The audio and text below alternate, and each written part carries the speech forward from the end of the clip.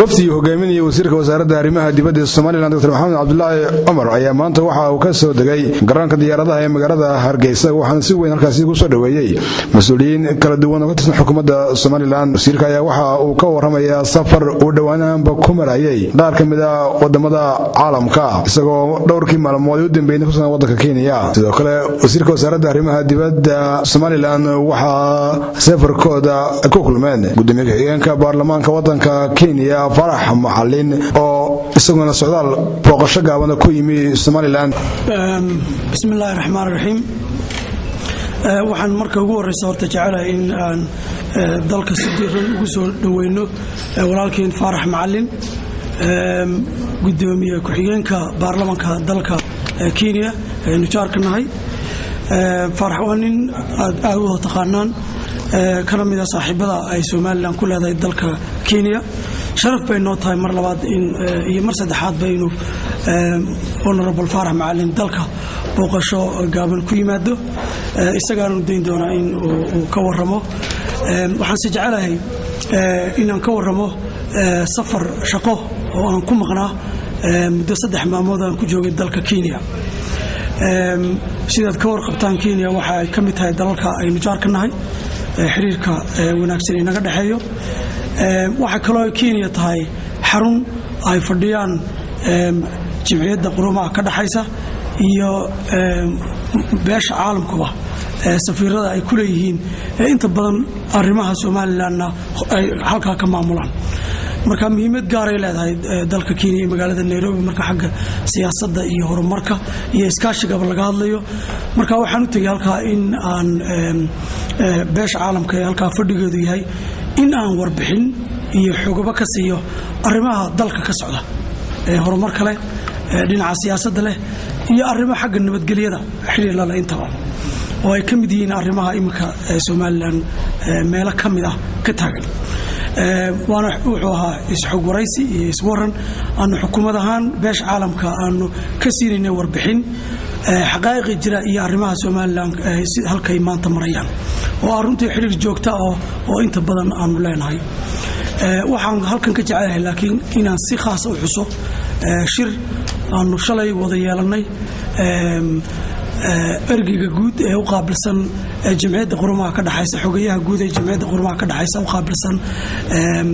arrimaha Soomaalida iyo arrimaha Soomaaliland intaba ninka la yiraahdo Ambassador Augustine Mahiga oo aanu ka wada hadlaynay arrimo dalka imika ka socda iyo mawaqifta ay ka qaadanayaan ama ay ka qaateenba jamciyadda quruumaha ka dhaxaysa. waxaan jecelahay halkan in shacabka reer Soomaaliland aan u sheego in mowqifka jamciyadda quruumaha ka dhaxaysa weerarkii dhawaan ay Malaysia hubaysan ee ku soo qaaday meelo ka mid ah Soomaaliland khaasatan degmada Buuhoodle iyo arrimaha kale dhaqdhaqaaqa kale siyaasiga ah ee ka socda Soomaaliland dadka qaar ay ku doonayaan in ay ku majahabaabiyaan wadajirka iyo midnimada qarannimada Soomaaliland in jamciyadda quruumaha ka dhaxaysa ay taageersan tahay in Soomaaliland lagu taageero nabadgelyadeeda oo aanay jamciyadda quruumaha ka dhaxaysa ogolayn cid waxyeelaysa midnimada iyo wadajirka iyo arrimaha Soomaaliland nabadgelyada ku dhisan. arrimahaas waa mowqif cad oo jamciyadda quruumaha ka dhaxaysa ay ka qaadatay arrimaha imika taagan. waxaanan ugu baaqinaa kooxaha hubaysan ee nabadgelyada darrada ka wada meelo ka mid ah Soomaaliland inay ka waantoobaan oo wixii mowqif ah ama farqiga fikriga qabaana si nabadgelyo ah oo degan lagu dhameeyo. aad iyo aad baad mahadsantiin. Farax Macalin ayaa waxa uu si weyn ula hadlay guud ahaanba Soomaali meel ay joogto maamulada kala duwan ee ay leeyihiin isagoo Soomaaliland ku amaanay hanaanka iyo geedi socodka dimuqraadiyadda waddanka Soomaaliland. Farax Macalin oo ka hadlaya arrimahaasna waxa uu yiri oo ku faraxsanahay in aan mar kale haddana aan maaragtay aan Hargeysa la jooga. anigu safartayda waxay ahayd mid maaragtay khaas ah.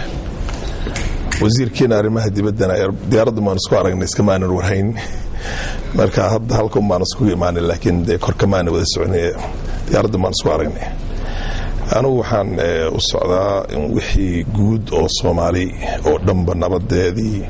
maaragtay horumarkeedii dhibaatooyinka haysato oo dhanba sidii maaragtay xal aanan ahayn gacan qaad looga gaari lahaa waxyaabahaasaan aaminsanahay anugu ma aaminsani marnaba in maaragtay Soomaaliya isu gacan qaada meel joogtaba taasna waxa weeyaan mid aan dawladana u sheegayo shacabka Soomaaliyeedna u sheegayo waxa la wax dhibaato oo jiro oo dhanba waxa weeyaan wada hadal waqtiga lagu dhameyn lahaa la jooga maadaama waxaan oga baxayaa maaragtay waxyaabaha hadda dhibaatooyinka ka jira Soomaaliland gudaheeda iyo gobolada maaragtay ay ka dhacday gacan qaadka in maaragtay dawladana ay isticmaasho wax la yiraahdo aad maaragtay deganaasho xasilooni iyo tartiib iyo wada hadal ila dhaqan Soomaali weyn iska leenahay anaga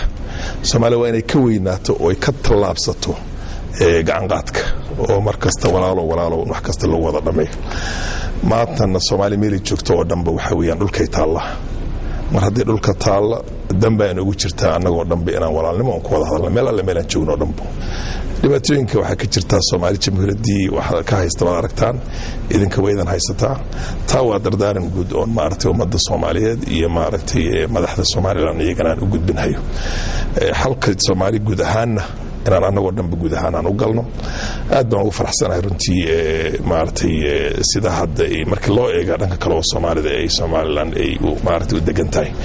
oo nabadgelyadeeda ay in badan ay u sugan tahay inta ka hadhayna maaragtay in la iyadana maaragtay si xalaal leh oo maaragtay wada hadal lagu maaragtay lagu joojiyo lagu xasiliyo wixii kale waxa weeyaan qiimeyn yar oo maaragtay inaan arko isbedelada iyo wixii wada hadal aan yeelan lahayn wada hadal badan baynu yeelanaynaa Soomaaliya ku dibadda jiro diaspora-ga wala la hadlay Somaliland waan imaanayna waan la hadlaynaa Soomaaliya waan la hadlaynaa Soomaalida meel ay joogto oo dhanba waxa weeyaan adduunkii baan ugu weersanaya adduunkii baan u jabnay cadawga Soomaaliyeed oo dhan waa loo jabay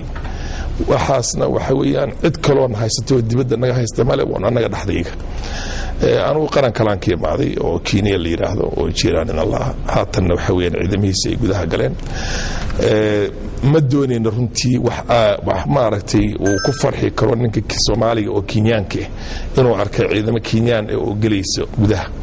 laakiin de wax maaragtay daruuri noqotay oo dhibkii waa sii farabatay qaxootigii baa yaa boqolaalkun ku soo galay wadanka Kenya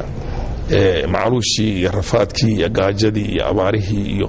dhibkii ay ku hayeen nimankaas maaragtay xaq jirka oo runtii iyagana inay ummadda baabiyeen ku talagaleen waxaasoo dhan baan ugu qasabtay in la galo laakiin lagu galo si tartiibsan oo xisaabsan oo maaragtay haddana laga soo baxay sida ugu degdegsiin badan